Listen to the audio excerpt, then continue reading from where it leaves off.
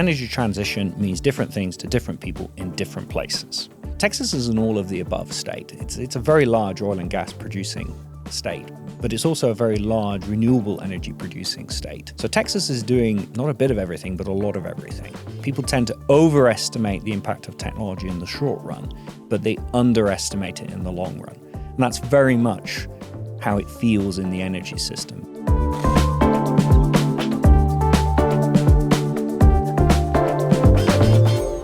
Hello and welcome to the Energy Podcast from Shell, the home of conversation about the energy that powers our world. I'm Bryony Mackenzie. And I'm Eddie Veal. And Eddie, it's great to have you here with us for this new season. I've hosted the podcast before, but this is new for you. Now, we both work for Shell as well, but we're in different parts of the business. So tell us a bit about yourself. Yeah, I started off my career as a mechanical engineer at some of our assets in the field, and now I'm working in our trading and supply business. And I'm from corporate relations, and before that used to be a journalist. So, Bryony, what are we talking about this year on the podcast? Well, Shell has more than a century of experience of connecting people with energy. So we're going to be talking about the really big, important topics with experts as well. So everything from LNG to technology, carbon capture and storage, AI. That's exciting. And new episodes drop every month with bonus episodes in between. So make sure that you like and subscribe wherever you get your podcasts. And of course, you can also watch us on YouTube this season as well. So I can't wait to get started. But before we do, just a quick note that when we say Shell or we're talking about Shell plc and its subsidiaries in general. The companies in which Shell plc directly and indirectly owns investments are separate legal entities. Today's topic is a big one to kick us off. We're talking about the energy transition. It's the foundation of so many conversations that we're going to have this year. Absolutely. And we have an expert guest to help us out. Let's get to it. Today on the Energy Podcast from Shell, we're talking to Peter Wood, Shell's Chief Energy Advisor. Peter, welcome. So good to have you here, Peter. It's a great job title, isn't it? I'm just wondering what Shell's Chief Energy Advisor does. Yeah, sometimes the Chief Energy Advisor one does too. So our team, we're about 25 people. We look at how the energy system might play out over the next sort of 25, 30 years. And to do that, we have a series of models. So we play those out. And then from that, we get a number of views. We build scenarios to capture those. And then the final thing is we engage externally. So we're on a podcast today, but sometimes it's talking to customers, governments, shareholders. Engaging, so that means sharing our views, but it also means listening.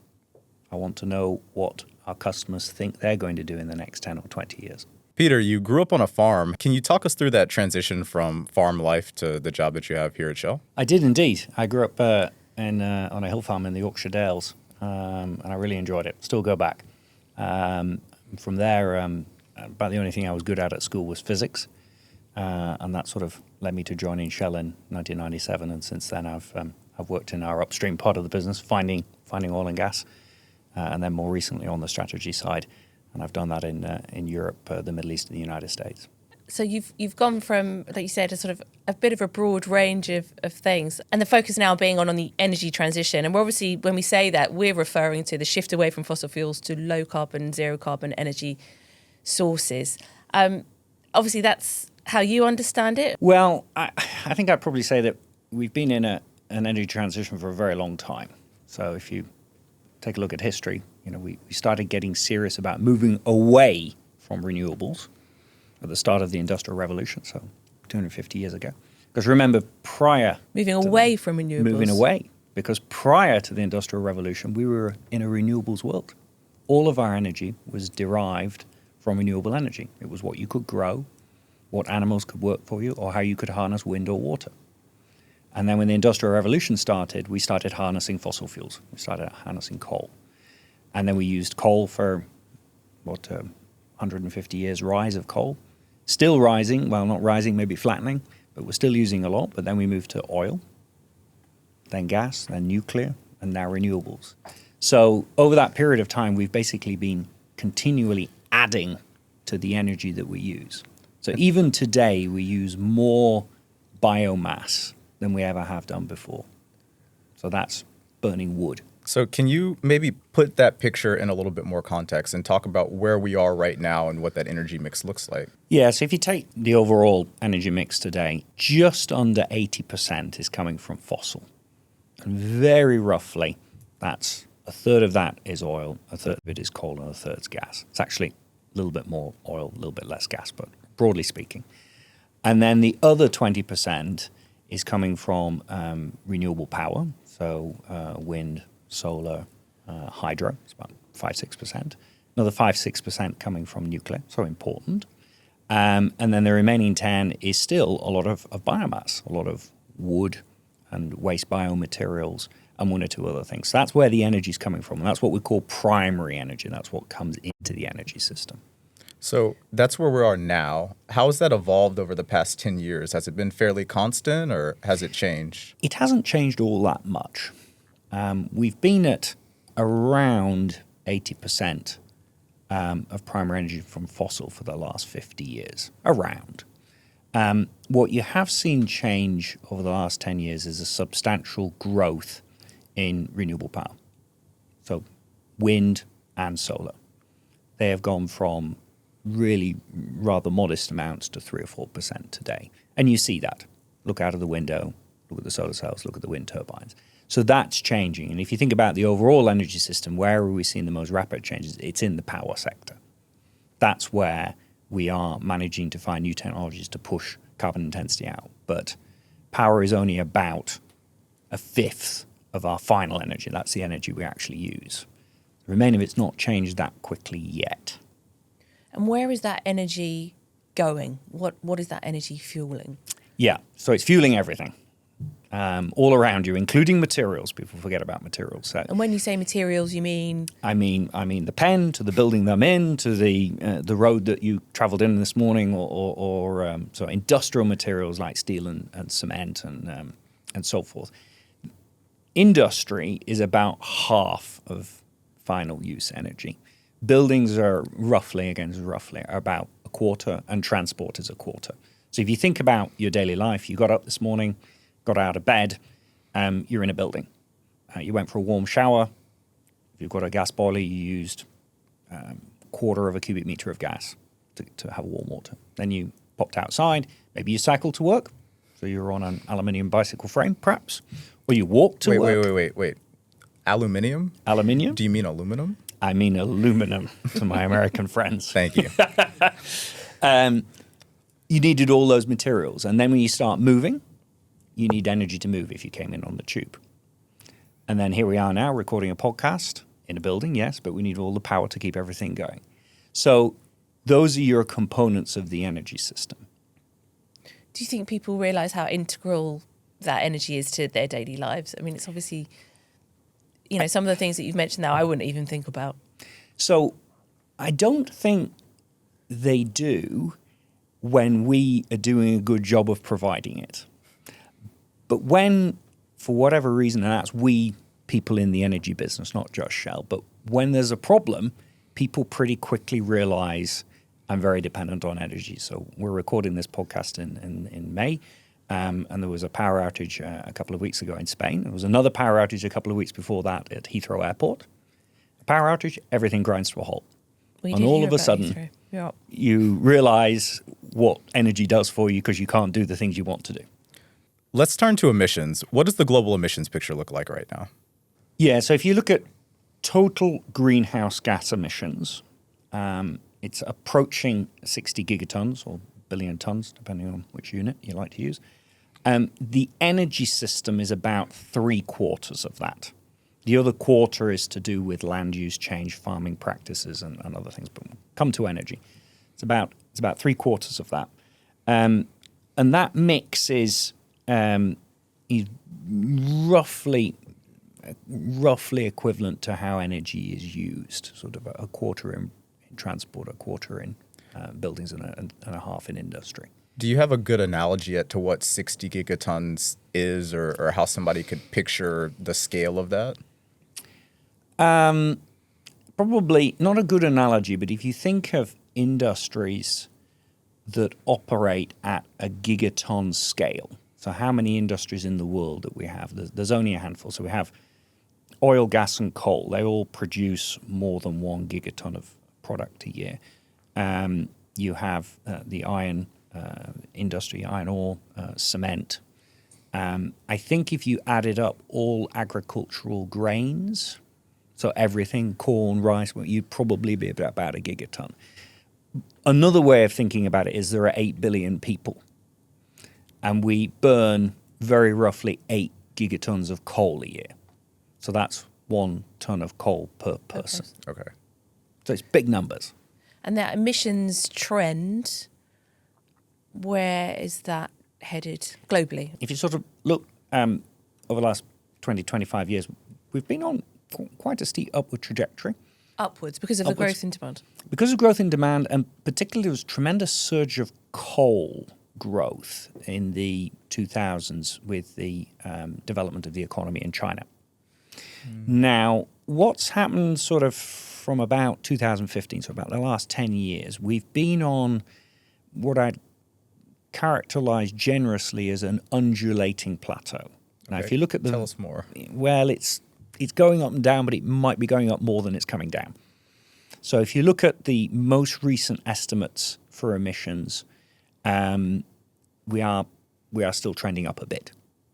And why is that? Because we're burning that bit more fossil. But if you look at our own internal analysis and those of externals, we don't see emissions continuing to grow at a steep pace over the next 10, 20, 30 years. There are too many new technologies that are sort of bending the curve, and there are too many people who want to bend the curve. So the question is increasingly, when will emissions really genuinely plateau? And then more importantly, when will they start to decline, and how steeply will they decline? What's having the most impact right now is the shift to lower carbon technologies in power generation, because it's starting to happen at scale.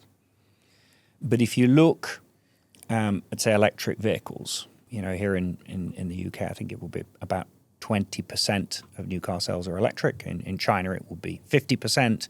In the United States, maybe a bit less, maybe 10%. That will sort of probably be the next wave of emission reduction, along with heating in buildings, when people start to move away from using natural gas to using heat pumps, again, with low-carbon electricity. So back to the electric vehicles, you said that a big spike in the emissions was from coal in China. Yes. You said that a big portion of EV sales or vehicle sales in China are electric.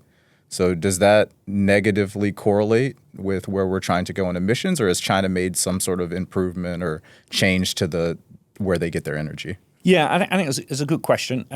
You're sitting over there, and I think you've perhaps got tablets, and those tablets will have components that have been made in South Asia, quite possibly in China. So in effect, you have a little bit of coal sitting on your lap, because there was coal energy used to make the materials for the devices you've got in hand. So coal has been very important in enabling the rapid growth in solar production, solar panel production, batteries, motors, and so forth. If you look at the Chinese energy system, now, of course, it depends where you are in the country, but you're at a point now where driving an electric car, I think, is lower carbon than driving an internal combustion engine vehicle. Now, if you're in, I think Inner Mongolia is one of the regions where there's a tremendous lot of coal, that equation's probably not correct. But if you're in an area where there was a lot of wind, then you were very much sort of in the money in terms of lower carbon.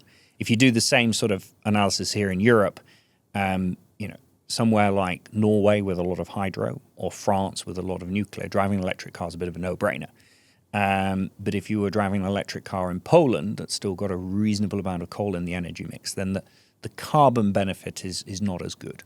Peter, demand growth, where is it coming from? It's largely, the energy system largely from now on is coming, growth is coming from east of Suez, so Asia, Indian subcontinent, South Asia, probably a bit more growth in China, because that's where a very large portion of the population is sort of entering the middle class. in the energy system, you have to have a certain amount of wealth before you can really sort of harness energy consumption. But when you become so rich, which is where we are in Europe and North America, you sort of reach a saturation point. There's only so many airplane trips you can take a year.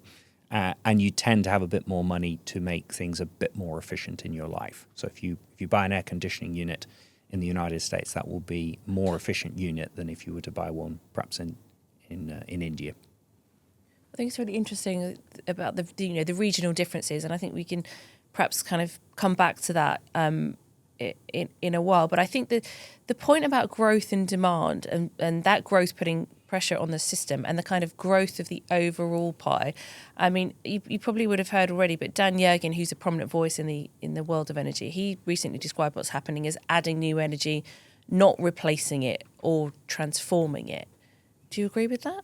Yeah. So, I mean, what Dan said is just factually correct. So far, we've really, at a global level, only been adding more on top of more on top of more. But if you look down at a more regional, more local level, you can start to see some transitions. So here in the UK, we were sort of the first people to start using a lot of coal in our economy, and we're going to be some of the first, not probably the first, to move away from coal. So I read a statistic earlier this year. I think Britain used about the same amount of coal last year as we did in 1600 and something. So we've really kind of pushed coal out. So what have we done? The lights are still on. Well, we're generating more electricity from gas, but also a lot more electricity from wind and some from solar. So we've seen a transition in our electricity system. You could make the same arguments in Southern California, a bit of a different equation. There wasn't as much coal, but there's a lot more renewables. So you're seeing that happen. But then in other parts of the world, perhaps earlier in the economic stages of economic development, coal is still really, really important. Can you maybe help us visualize a little bit how it is different in those different parts of the world? Like we talked about, that equation might be different from driving an electric vehicle in China to Norway to maybe a Poland. But just as that transition happens across the world, help us visualize that. Yeah, so if you sort of think about the high-income countries that are part of the OECD, so Organization of Cooperation Economic Development, that's about 1/6 of the world's population. And these countries, people are now wealthy enough to be able to make choices that they can afford to drive down their emissions. So driving an electric car, moving towards electrified heating, perhaps making choices about going towards lower carbon fuels if it's not an EV, using biofuels, for example. So that's one end of the spectrum. But then you could look at the other end of the spectrum, which would be largely Africa, again, about 1/6 of the world population, 1.5 billion people. You still have vast numbers of people who don't have access to electricity. I think it's 600 million people in sub-Saharan Africa who, they don't have lights in their house. And there's a very large number of that population, well north of 1 billion, who are still cooking on open fires. So they need to progress in energy terms from that modern forms of energy that are more efficient. And they're also going to want to travel more. So if you look at per capita vehicle miles, here in Europe each year we all travel somewhere between 10 and 15,000 kilometers per person in a vehicle. So that's not airplanes, that's just in cars. In Africa, that number's 500 kilometers per year per person. So my significant other is from Texas. You can drive 500 kilometers in an afternoon in Texas. Done it many times. Yeah. So at that end of the spectrum, the energy demand growth is just tremendous. And there will likely be some emissions that come with that. And there's an acceptance that how each country goes through that transition, the picture may look very different. It may not involve fossil fuels for some countries. They may leap that entirely and go to mini grids that are run off solar power. Yes. So I think when I sort of think to myself is energy transition means different things to different people in different places. And so this idea that you've described is called leapfrogging. And if you think about how telephones work, you've got a really good example of that. Folks in Africa are using mobile phones. They've probably never had a landline phone, and they maybe never will. But you're in that situation where they've got a mobile phone with the internet on it, but they're still cooking their lunch on an open fire, which is something that somebody from Roman times would be familiar with. So you've got technologies that are 2,000 years apart. So you don't necessarily get leapfrogging everywhere. So Peter, give us some examples of progress. Where would you point to? Yeah, I think I'll pick sort of two sides of the world, opposite side, Texas and China, for different reasons. If you're in China today, about half of new car sales are electric, and that's sort of head and shoulders above the other major vehicle markets. And you can hear that. I haven't traveled to China for a bit, but one of my colleagues was there, and the streets in the cities are becoming noticeably quieter because an electric vehicle doesn't make as much noise. Now, that means when you're crossing the street, you better pay attention. But so you're seeing a big change there, and a structural change in a large market. And then the other will be Texas, where I was lucky to spend some time. Texas is an all-of-the-above state. It's a very large oil and gas producing state, but it's also a very large renewable energy producing state. And I believe Tesla is now manufacturing electric vehicles there. So Texas is doing not a bit of everything, but a lot of everything. And I think it's probably an example of what we'll need to do. The energy system is going to require all of these things working together for a good while before we go to 100% renewables, which some people have a vision for. I guess the thing that I always struggle with, Bryony, is how as a country do you make the trade-off of saying, I want to do this big renewable energy project or bring electricity, but I also need hospitals and roads and all of this infrastructure that also impacts people's lives. Yeah, so I mean that's a bigger question of government policy than just energy. What you see with energy consumption, certainly in the early stages of development, that your development progress and the amount of energy that's available to you and that you can use are very closely linked. So if you don't have the energy, you won't get the hospital. Now, I'm not saying that the energy comes first. Maybe the hospital comes first, but the two can't be too far apart. And so I think where countries tend to start is what resources have they got available to them around them. So come back here to the UK. Why did we get interested in coal? Because we had it. But why did we drill in the North Sea for oil and gas? Because we discovered it and we needed it. And so there are countries today around the world who want to explore for these resources, and they will, and they have every right to. And that will be part of their economic development. At the same time, they probably will leapfrog with solar and batteries because it's affordable, it's modular, and it doesn't require a big network. So I think what you'll see, and humans do this all the time, is if there's a new idea, we just add it into the mix and keep going. So trade-offs and where you spend your money is just one of the challenges to faster progress. What do you think of the others?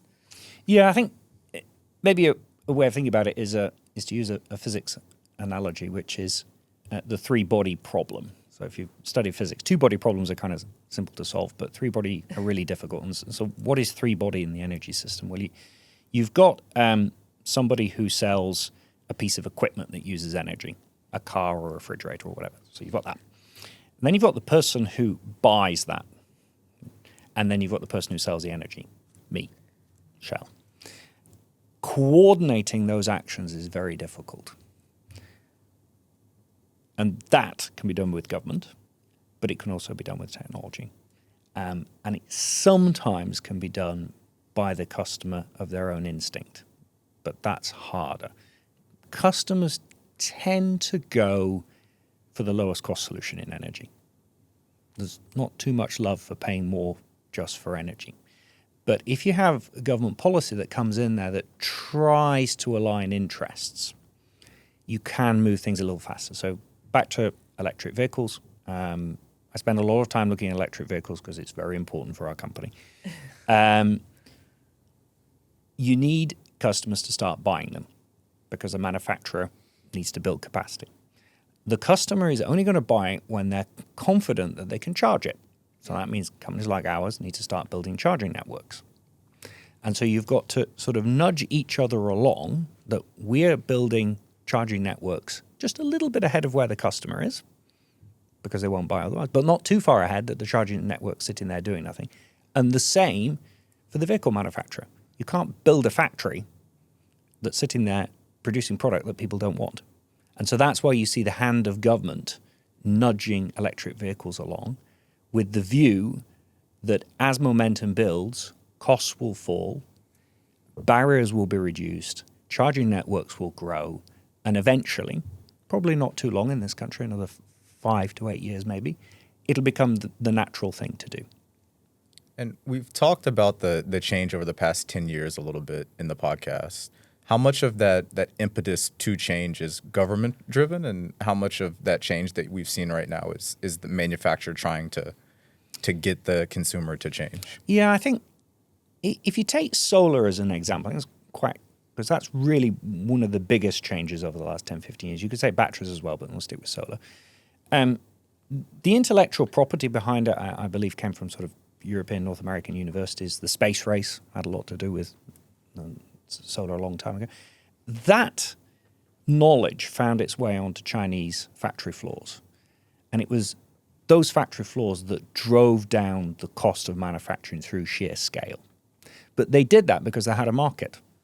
And a number of those markets were in Europe where we were prepared to subsidize the implementation. And that got the, if you like, the flywheel going.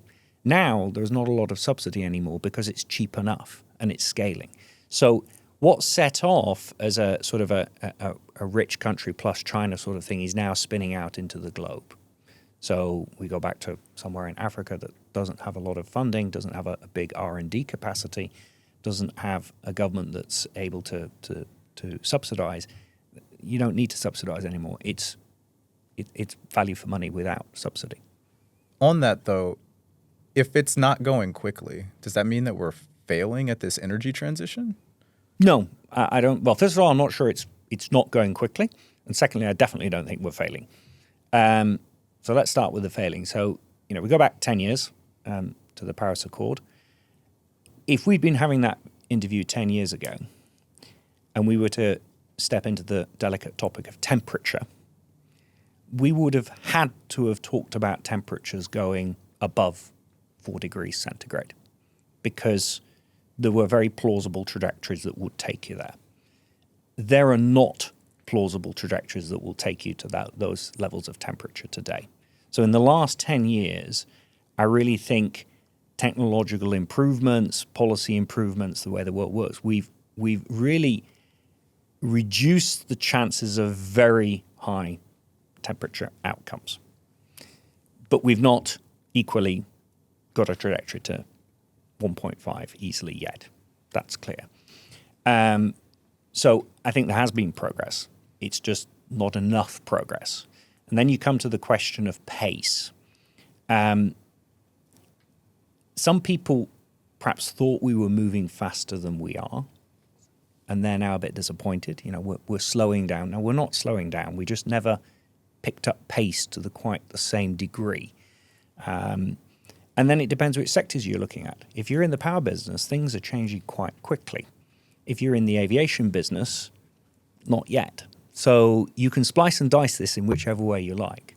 Yeah, so, Bryony, I don't know if you get this like I do, but I've had people that just ask me, isn't it simple? Why don't we just turn off oil and just switch over different energy sources? Do you hear that as well? I hear that a lot broadly, and I'm sure Peter's heard it a lot. And, that familiar question is, why doesn't Shell or any other energy company just stop producing oil and gas and just let the transition happen? Yeah, let me give a short answer and then a long answer. The short answer is we have like 45,000 tank stations. I don't know how many million people visit us every day. But they need gasoline, petrol in Europe, diesel. The same when you go for a warm shower, you've got a gas boiler, you need the gas. That's what people need today. And if we just stop, they're not going to stop going for warm showers. They're going to source it from somebody else. So the fact of the matter is we need these energy sources today. The question is, how can we move it over time? Now, why does it not move as quickly as some people would think? Well, there's a useful framework from MIT, Science, System, and Societies. And I think that that fits the energy system very well. So there's a science component to it. You can't beat thermodynamics. You've got to work with it. As a mechanical engineer, my professors would be very proud of that statement. Thank you. So you've got the science element. We've talked a bit about that now in learning how to make sustainable aviation fuel, second generation, so forth. You've got that. Then you've got the system. It's big and it's complicated. I keep talking about people having showers and driving to work in the morning. There's 8 billion people on the planet, and they're all part of the energy system. And we need to, sort of get it to work for them. And then there's a society bit, which is, I suppose, that's the personal side of it. So there's the mechanical side and the personal. People need to make the choices. So that's why it's a slow-moving machine. And if you sort of read work from people like Václav Smil, he's written a number of books that will sort of explain why things take time. But when you do my job, that's one thing you say, but the other side of your mouth, you've got to say, but change is coming. So Roy Almara came up with a law in computer science. People tend to overestimate the impact of technology in the short run, but they underestimate it in the long run. And that's very much how it feels in the energy system. People sort of go, electric cars are going to change the world tomorrow. Oil demand's going to go into decline. No, that's not true. It won't happen overnight. So it won't happen in the next 5 years. Could it happen in the next 25 years? Yeah, it could. And Shell's role in the energy transition? Yeah, so I sort of view sort of our role sort of over horizons, or 3 time horizons, so that the here and now is to deliver the energy people want today in an affordable and a secure way. If you don't have your energy, your world goes backwards very, very quickly. So that's a really important job. And then how do we lower the carbon intensity of what we're delivering? So not necessarily going straight to zero, but how do we reduce carbon intensity? And we've been doing this. We look at our facilities. How do we make them more efficient? How do we reduce methane emissions? Biofuels, can you blend those in? Can you reduce the carbon intensity of a liquid fuel? So you've got that. That's sort of the bow wave we're coming into in some markets. And then the third thing is you've got to think much further out. How do I go to something that is zero emission? Now, some of those things are going to be electrified, and that might not be all for us, but there are going to be other areas where electricity won't cut it. And we are going to need new molecules, or we're going to need carbon management. What do I mean by that? There is definitely a world out there where we put far more carbon into the atmosphere than's good for us. Yeah. So then we have to sort of get that carbon out, stick it back in the ground. And there's 2 ways. You can do that through nature, or you can do that through engineering. And I think we may have a role in either or both of those. Peter, so good to talk to you today. Thank you very much for coming into the Energy Podcast. It was a pleasure. Thank you.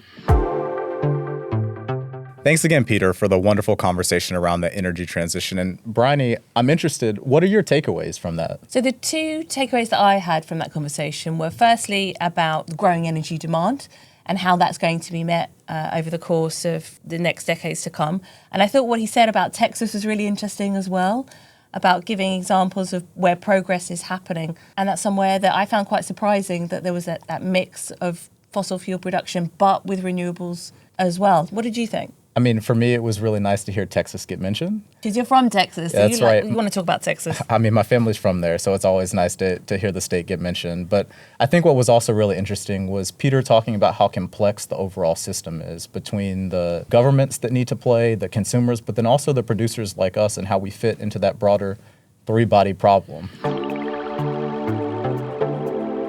If you're interested in what the future of the energy system could look like, look out for our bonus episode with Peter Wood on Shell scenarios. And you can also drop us a rating, you can share this episode with a friend, and of course you can subscribe to the Energy Podcast on your favourite podcast platform, and you can watch us on YouTube as well. And if you've got any comments that you'd like us to put to our guests that come on the show, of course, you can drop those in on our Shell social media accounts as well. Remember that you can find Shell's cautionary note and references to today's episodes in the show notes. Thanks for joining. See you next time. Bye.